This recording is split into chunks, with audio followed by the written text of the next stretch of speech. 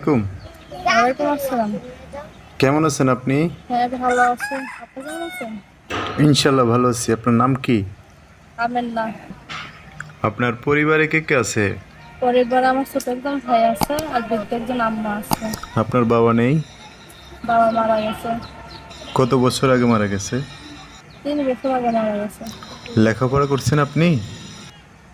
বেশি করি নাই, 5 থেকে লেখাপড়া করছিলাম। টাকা পয়সা থেকে করতে পারি নাই। ক্লাস 5 পর্যন্ত? হ্যাঁ। গ্রামের বাড়ি কোথায় আপনার? ছিল সুনামগঞ্জে। এখন কোথায় থাকেন? এখন বর্তমান সুনামগঞ্জে আছে। শুনলো। 16? হ্যাঁ।